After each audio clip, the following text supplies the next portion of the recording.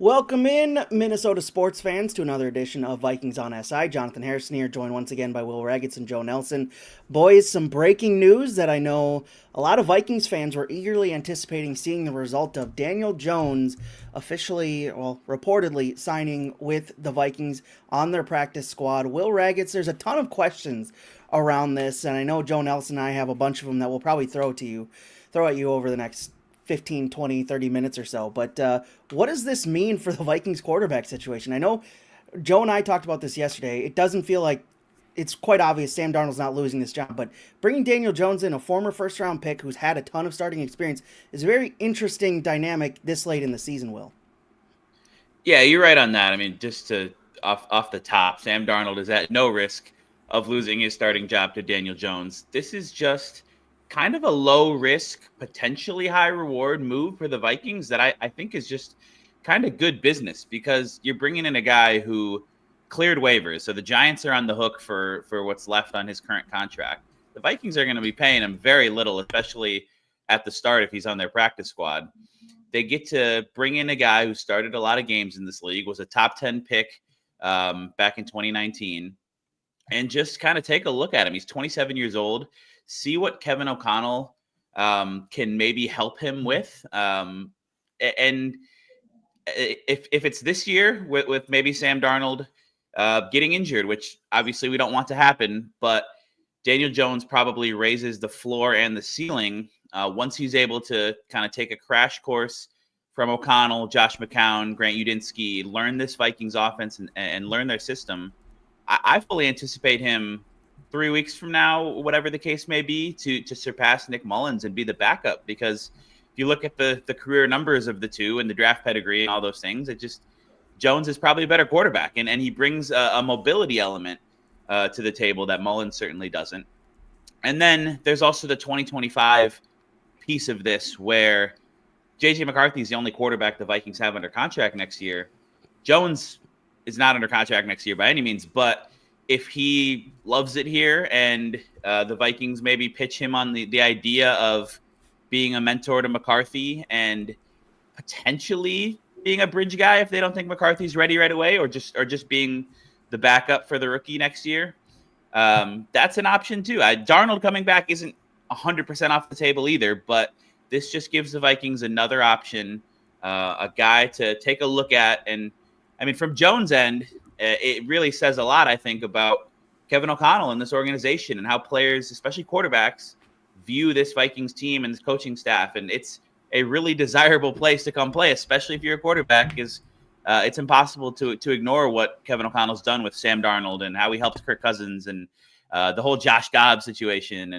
And so from Jones' end, he gets to go to a playoff contender. He gets to learn under one of the best offensive coaches in the league. And I just think it makes a lot of sense on both sides. It's not going to be some season-altering move unless there's an injury, but for a practice squad spot, it feels like kind of a no-brainer from the Vikings. I look at this as maybe this is like a little more sinister, but I'm trying to go inside the psyche, inside the mind of Daniel Jones, and I know that he's reportedly, said he wants to go to a contender. He wants to go to a contender, and it's, teams like the Raiders were reportedly interested, and he could have played right away, but he had no interest in doing that.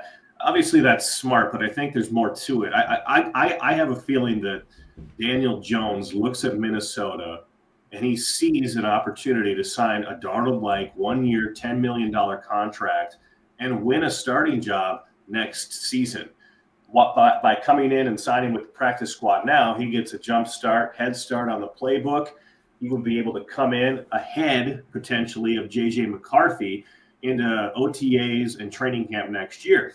And I have a sneaky suspicion, and I have nothing to go off on this other than conspiracy theory, that J.J. McCarthy's knee requiring that drained fluid recently, the second procedure, is a bit concerning. And what if that knee swells up again? I mean, again, conspiracy theory rabbit hole here, but that's a lot similar to, it's very similar to what happened to David Bakhtiari, the former Packers left tackle, after he tore his ACL back in 2020 or 2021. He was on record saying, I had to drain my knee over and over and over again, and it didn't allow him to play at full speed. and it prevented him from playing a lot in 21 and 22. And now he was a free agent. And when Christian Darrisaw tore his ACL, there was, we were firing out stories here at Vikings on SI about, well, maybe Bakhtiari is a good fit here in Minnesota with Aaron Jones. So the recovery process is not always smooth. And maybe that's something that's happening with JJ McCarthy. And the Vikings and Jones look at that and say, hey, we don't know where this is going to go with McCarthy over the next 6, 8, 9, 10 months. This is an opportunity for you to get here, learn the playbook, and if we need you next season, we can sign you to that 1-year team-friendly deal and give you an opportunity to do exactly what Sam Darnold has. Yeah, I think it's a very fair point. And I was just thinking that, McCarthy's never played a snap of NFL regular season football. And the Vikings really like him. And they really believe that they found their guy just based on the progression that he showed from rookie minicamp this spring through training camp and that preseason opener against the Raiders where he really put a lot of good things on tape. But that's not a sure thing by any means. And then you throw in the knee piece of it, and you're right to point out that getting that second procedure, even if it was just like the platelet-rich plasma injection or whatever it was, that's not necessarily ideal. And maybe it's nothing. Maybe it's totally kind of a standard thing, and he's going to be totally good to go next year, and that would be great. And the Vikings could start him week 1. But I agree with your point that from Jones' perspective, there's no sure thing here on the roster in 2025 because Darnold almost certainly, unless he just completely turns back into a pumpkin over the last 6 weeks, which I don't think is going to happen after watching him play the last 2 games, he's going to get that Baker Mayfield type of $30 million plus multi-year deal from somebody next year. It's not going to be the Vikings unless he wins the Super Bowl here or something. Right. But so that leaves just McCarthy. And then, Nick Mullins is a free agent too. I agree that this could be a forward-thinking move beyond just these last 6 weeks of the season from Daniel Jones, where there could be an opportunity here for him to re-sign with the Vikings, continue that relationship with Kevin O'Connell beyond the rest of 2024. And whether that means he ends up as the backup to McCarthy, then that'd be okay. And he, you know what, if McCarthy then struggles, the Jones would be there. Or if the Vikings deem McCarthy not ready to start week 1, whether that's knee related, whether that's just wanting to see more development out of him, Jones would be there too. And so I don't think that's a guarantee by any means that he's brought back next year, but it's certainly a possibility. And coming in now gives him the chance, like you said, to jumpstart the process of getting acclimated with this Vikings offense, with the system, learning from Kevin O'Connell, familiarizing himself with the coaches and the players on the roster on this 9-2 team. So yeah, compared to some of the other options, like if he had gone to the Ravens, Lamar Jackson's the unquestioned starter there for however long he wants to be. Mm-hmm. I think the same is true with Brock Purdy and the 49ers. We just saw in their game against the Packers the value of healthy Brock Purdy. There's no question mark there. JJ McCarthy is going to get every opportunity to be the guy for the Vikings starting next year, but it's a rookie. It's a rookie coming off a torn meniscus. It's no sure thing. So I get it. I get this move from the Vikings perspective. I get this move from Jones' perspective. I just think it makes a lot of sense to add another option to the picture. And look, McCarthy's only, 21? He's still incredibly young to be a quarterback in this league. This gives the Vikings, if Jones does stick around for another year, just another year to develop McCarthy if that's what they want to do. I mean, it's kind of burning part of that rookie quarterback contract, which is so valuable, as we've seen over the years. But he's only 21. He's still very young. It does give them another opportunity to just kind of let him sit and kind of learn the league, as we've seen that's been valuable in Green Bay over the past 30 years, it feels like. Another question I have off this, and we saw this yesterday with the Vikings signing Davis, the linebacker from the Green Bay Packers practice squad. Daniel Jones is signing to the practice squad, reportedly. Does that not mean that he can just be plucked off the practice squad from any team around the league that wants him? Does he have a say in this? He has a say. Yeah, okay. He has a say. So If let's say the Raiders say, "Oh, you're on the practice squad. I'm gonna poach you from the Vikings." So Jones would have to agree to that first. He can elect to Okay. stay on the practice squad. Okay. Because that was Yeah, I think that's a fair question. I saw some people saying that too. That because you can sign players from other teams' practice squads, but yeah, they have to want to sign with your team. And in Jones' case, there's no reason why he would choose the Vikings and start in the practice squad just to then flip to some other team. Like it's Well, what will be interesting if like Purdy or let's say the 49ers, really make a run at the playoffs here. They're only a game out of the division lead, and Purdy's elbow or shoulder or whatever he's dealing with right now isn't right. And then Shanahan says, "Hey, there's an opportunity for you to come in here, learn for 2 weeks, get this playbook bare minimum in your brain. Let's go." I could see something like that happening, and Jones would be enticed to go play with a really good roster. I just don't think there was a situation better than Minnesota where opportunity, not only short term but long term, existed for him to pick those spots. for sure. Yeah, and I would imagine that him starting on the practice squad is kind of just a procedural thing, and he'll be up to the active roster before long. If this is bad news, it's a good question. I mean, within a week or two, perhaps. Wow. Okay. I don't know. This could be bad news for the employment or at least the roster spot of Brett Rippon, who is the Vikings' third quarterback right now, and is the healthy scratch who's he's technically the emergency third quarterback on game days. But yeah, I think Jones, he gets in the building. Technically, it's on the practice squad, which I think helps the Vikings for contract reasons, at least to begin with. And he's gonna, hit the ground running as soon as he arrives, which I'm sure won't be today, but maybe post Thanksgiving on Friday, or is his first experience, first practice, and he gets to just start diving into the playbook right away and learning this thing and getting like I said, kind of the crash course that Josh Dobbs got last year. But without the pressure of knowing you have to go in and play on Sunday, which was really just something to behold last year when Dobbs did that against the Falcons. But yeah, Jones just gets to come in and learn, and I don't have an exact timeline in mind for when I think that he would surpass Nick Mullins as this number 2 quarterback, but for sure this week against the Cardinals, that'll still be Mullins. I think that'll probably still be Mullins the following week against the Falcons. But we start to get into mid-December and into some of these final division games that the Vikings are playing. And it is worth noting that Sam Darnold twice this season has come out of the game, and Mullins has gone in and completed a third down pass to Aaron Jones just cold off the bench. So I don't know that Darnold is at a greater injury risk than any quarterback, but he does scramble and move a little bit. So maybe more so than like a true pocket passer. But yeah, I think this move makes a lot of sense for both sides for this year, and then also potentially for beyond this year. So what did? Excuse me. Get it out. So let's look into the future a little bit. I know that's a little weird during a 9-2 season when the Vikings are competing for the NFC North. They're just game back behind the Detroit Lions. But let's look into the future a little bit. Say things, as we talked about earlier on, don't work out right away for McCarthy. He still needs a little time, injury recovery wise or otherwise.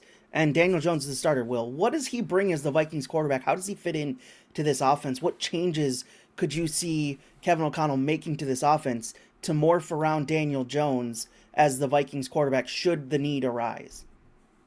Yeah, if there's a chance that Daniel Jones never plays a regular season snap for the Vikings, there's a good chance of that. But there's also a chance that he does. And if he does... I noticed how you left out postseason snap, by the way. Postseason, regular season, whatever it may be. If he does, whether injury necessitated or otherwise, I think the Vikings would have to do some things with their offense, and Kevin O'Connell would have to adapt some things with their offense to fit what he does best. And I think that means utilizing his mobility a little bit. And the Vikings already do some of that with Darnold. They get him in the bootleg off play action and get him out in space. But I think with Jones, you'd want even more like just mix in a few designed runs with the quarterback, utilize the threat of his legs. This is a guy who, in his best season in 2022, threw for a bunch of yards, or at least 3,000, and ran for 700 yards. And so he was kind of a dual threat that year, and obviously beat the Vikings in the playoffs. So there's, it hasn't been great for Jones. That's just putting it lightly with the Giants. It is almost surprising. It is definitely surprising, I would say, that he got as long as he did as their starter, 6 years, almost 70 starts in the regular season, with the numbers that he put up and the 24, 44, and 1 record as a starter. But also, it wasn't completely his fault in New York. I think that organization has had a lot of issues. And then this year, of course, they let Saquon Barkley leave. They let Xavier McKinney leave. Those guys are absolutely thriving with their new teams. But Jones, there's arm talent there. There's the size is there. There's mobility there. There are reasons why, and we talked about this with Darnold, why he was a top 10 pick. And he's arguably, I would say, he's shown more upside in his career than Darnold had prior to coming to Minnesota. So who knows what Kevin O'Connell could do with that skill set? There's certainly a lot of work that has to happen with things like accuracy and decision making and reading the field and taking care of the football. But with what O'Connell's done with Darnold, I wouldn't put it past him to, if Jones has to play at some point, to get the best out of him. I think Jones is, very similar to Darnold in that he was a victim of circumstance for 6 years in New York. I mean, they went out and did everything possible to improve that offense, not only in hiring Brian Dable from the Buffalo Bills to get an offensive guru in there, but drafting Malik Neighbors. And, Neighbors was a target machine early in the season. But even Neighbors, after Jones got benched and released last Sunday, was in the locker room just kind of puzzled about, well, it's not the quarterback. It's clearly not the quarterback. It doesn't seem to matter who's throwing the football or running this offense. We're not doing anything. I mean, that's a victim of circumstance situation if I've ever seen one.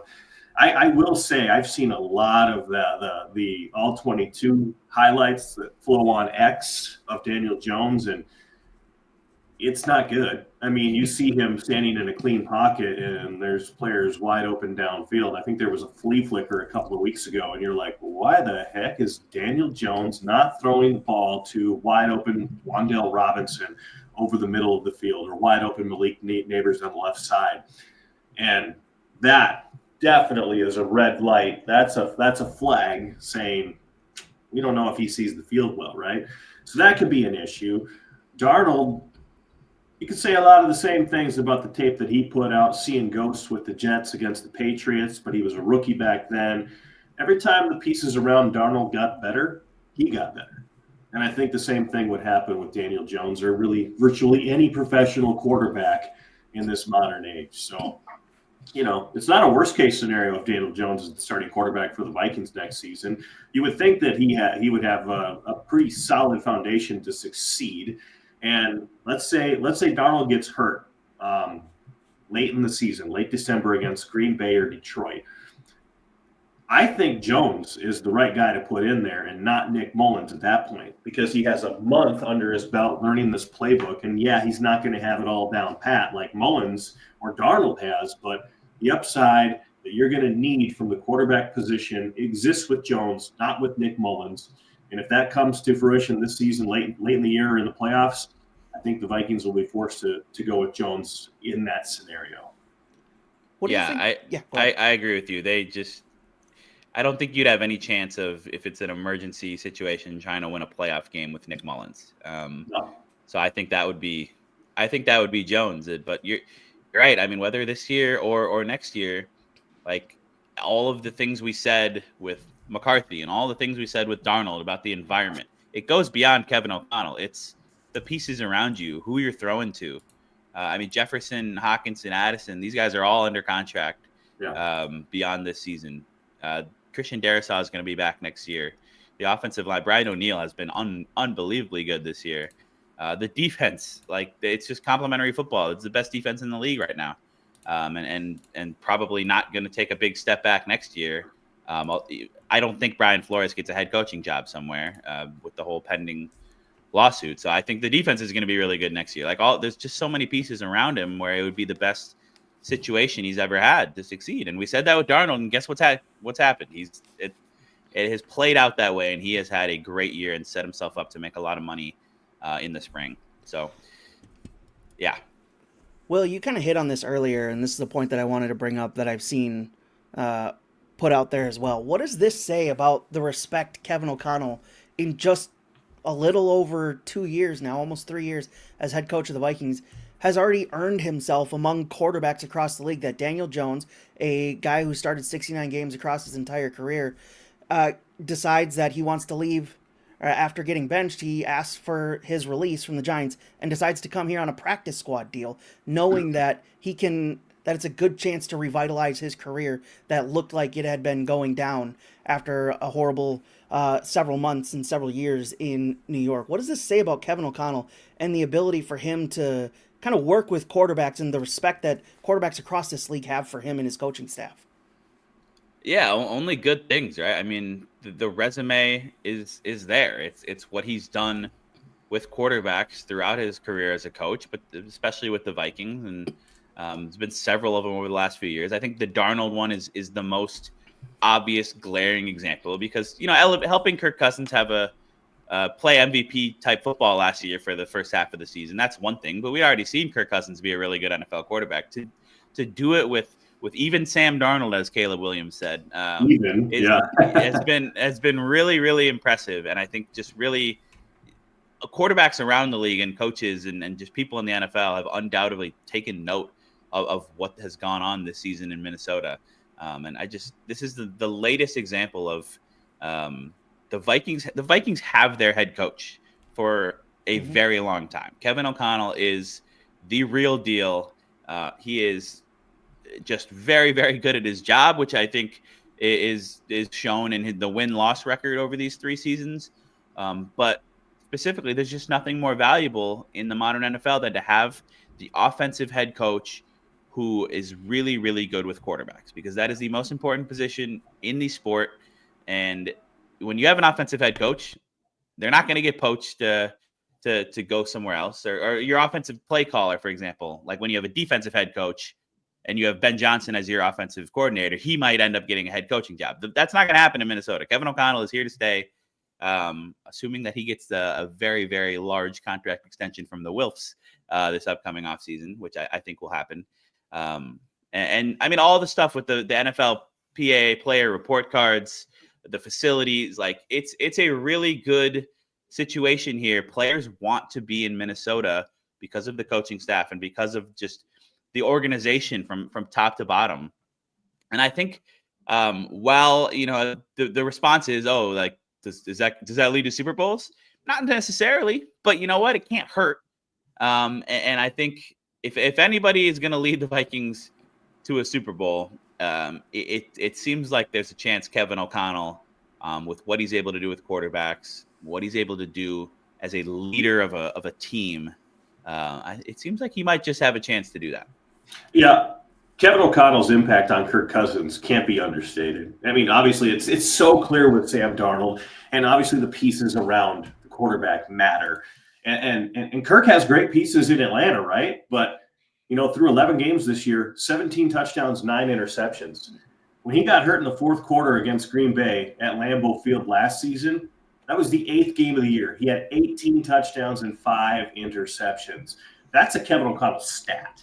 You cannot tell me otherwise. That's a Kevin O'Connell stat. This guy makes quarterbacks produce at a very, very high level. And Kirk, like you said, he was always good, but he brought Kirk to MVP level for the first half of last season. And we'll never know what would have happened if Kirk had been healthy for the full season. But the Vikings started slow, and then they got super hot. And they were super hot with bad quarterbacks in place of Kirk Cousins. If Kirk was healthy that whole season, you never know how that one goes, because he was ripping and firing on all cylinders. And it's not just Kirktober, right, where Kirk shines in October. That thing was humming like never before. And that was a Kirk Cousins career season waiting to happen until he blew his ACL. on the turf at Lambeau Field. So Kevin O'Connell is man, he's a quarterback mastermind. 10, 15 years from now, we'll likely be talking about a Kevin O'Connell coaching tree similar to the way we do with Sean McVay or Belichick or Andy Reid. Yeah, Wes Phillips, Josh McCown. Yeah. Grant Udinski is I think he's like 27 years old, their assistant quarterback coach. But Star Tribune had a good story on him recently where he could be a future head coach. Yeah, they protected him from being poached by another team, I believe, right? They didn't want him to go because they loved his upside so much. Yeah. So Kevin O'Connell he's got the goods. He's him. Absolutely. He's him. Yeah, absolutely. Well, Joe brought this up on the podcast yesterday, and maybe I'll let him explain it a little bit further, but he thought that when we were talking about this, that this could add pressure to Sam Darnold, which may be bad or good depending on how you look at it. Joe, maybe you can explain it a little bit more, but does this bring pressure to to Sam Darnold in that starting role, having Daniel Jones kind of on the practice squad, eventually working himself onto the full roster?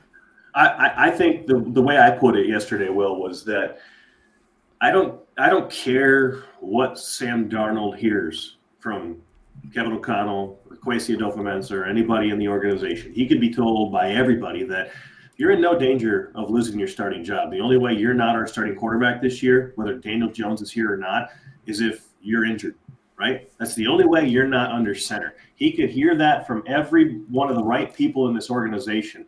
But if he struggles, if he has a game like he had against Jacksonville where he's throwing 3 interceptions and they're in the red zone and he goes low floor Darnold, Jets Darnold, as we say, if he has moments of Jets Darnold in big games where playoff seeding matters, there's going to be a lot of noise, and it's going to be impossible to block that out. And the noise is going to be Daniel Jones. That's what it's going to be. And the more time Jones has in this roster, the more interviews he's going to have, the more he's going to say, I'm getting comfortable with things, and the more pressure that's inherently going to exist will be just loaded up on those Sam Darnold shoulders. So if he struggles, that pressure is going to be loud. I don't care what anybody tells him. And we don't know how Darnold will respond in a playoff push to pressure that's beyond the pressure that exists on the football field just to go out there and perform well. So what kind of mental fortitude does Sam Darnold have? We know he's been through a lot in his career, but this is going to be another level when the playoffs are on the line. And there's another guy who's very capable, at least in terms of, where he was picked and his pedigree, sitting there on the sideline wearing the same colors. I don't fundamentally disagree with that. And you're right that it is different to have Daniel Jones lurking than it was when he turned the ball over 6 times and the Vikings were just never realistically going to go to Nick Mullins. I don't disagree with that necessarily. And I think, we don't necessarily know how Sam Darnold mentally might respond to that. What I will say is Kevin O'Connell, Kwesi Adolfo-Mensah, Josh McCown, whatever they say to him about you are going to be our starter the rest of the way, like they can say that and mean it, I think. Because of what he's shown up to this point this season. I mean, you look at the numbers. The guy's top 10 in passer rating. He's top 5 in passing touchdowns. I think these last 2 weeks were really, really, really important for Sam Darnold.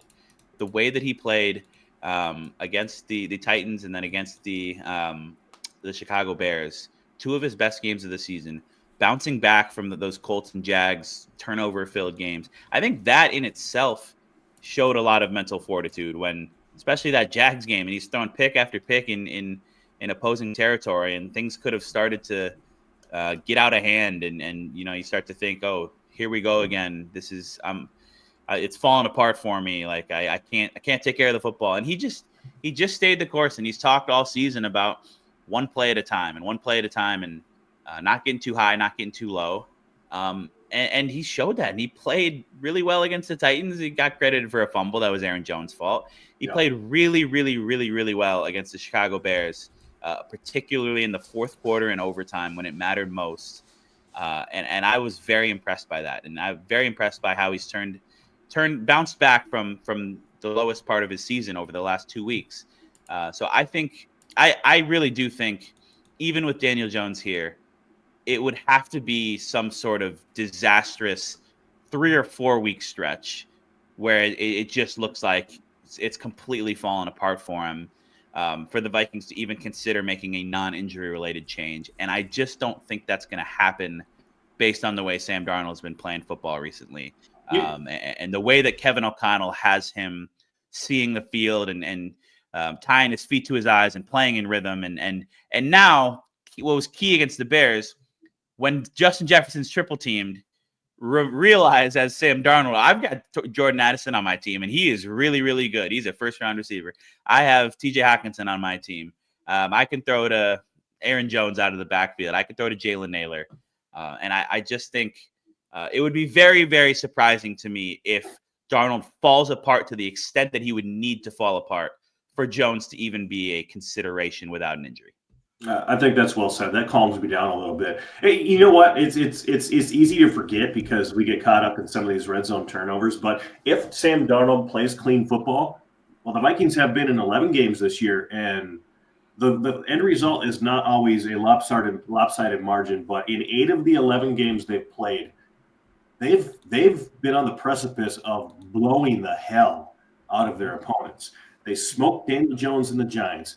They were beating the hell out of the 49ers, and then there was a turnover at the goal line that kind of changed that whole thing and kept the 49ers in it.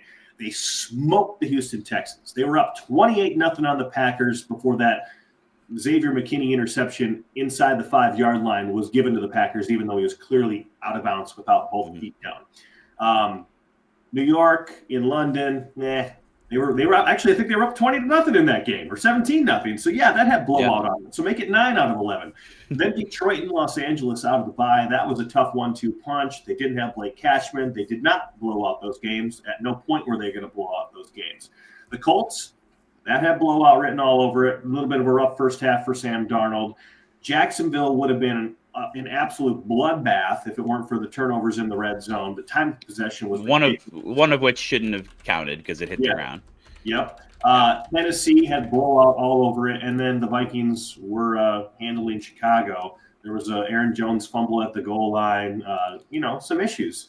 And these end results end up being a lot closer than they should have been. And I know that's football, but how many times in Vikings history have we been able to look at an 11-game sample size and say, wow, these Vikings kind of kicked the crap out of 9 of their opponents? The scores weren't always the most beautiful, lopsided victory at the end of the day, but they were legit pounding these teams. So if Darnold plays clean football, man, the ceiling is really high for this team. And even with the scores being what they are, this team's plus 77 in point differential. That's fourth best in the NFL. Yeah. Only the Bills, the Lions, and the Eagles, who are nobody would dispute as bona fide Super Bowl contenders, have better point differentials. Vikings have better point differential than the Ravens and the Chiefs and the Packers and all these other NFC teams. And they need Sam Darnold to play clean football. They need to continue to clean some things up. Jones can't fumble at the 1. Johnny Munt can't just run with his eyes closed to block somebody on an onside kick. But it's a very good football team, both sides of the ball, defense. Caleb Williams did some things on him for sure, but I think Caleb Williams is going to do some things for a long time in this league based on what he's shown the last 2 weeks under Thomas Brown. We'll talk about it later this week. I'm probably on Friday, but I fully expect the Vikings to come out and beat the Cardinals back at home this weekend and get to 10-2 and just continue to give themselves a shot if they can. If the Lions would ever just slip up, and I don't think it'll be against the Bears on Thanksgiving, give themselves a shot in the division, or at least to be that 5 seed and have a really good shot to go beat the worst division winner in the NFC this year. Yeah, so it's been a fun ride. Daniel Jones doesn't change much in terms of the immediate Vikings outlook, but it is a fascinating move for a lot of reasons, both this year and beyond. I think that's a good place to end. Other than, did you expect when we continue to talk about like the butterfly effect of that playoff game that the Giants beat the Vikings, that one of the butterfly effects would be Daniel Jones being released from his 4-year, $160 million contract he signed shortly after that win, and would be him getting terminated from that contract and signing with the Vikings. I don't think anybody had that on their bingo card. Was it worth it? Was it worth it, Minnesota, to ruin New York? You ruined an entire franchise. Was it Ed worth Donatel. Oh, man. Just a great bit there. All right. That's a good spot to end, boys. Good chat here.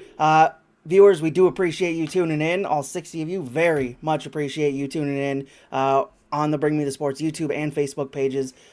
Do hit subscribe on the YouTube channel. It does help us get found. Also notifies you every time we post a new video or go live. We'll talk to you guys tomorrow with another topic across Minnesota sports. Talk to you then.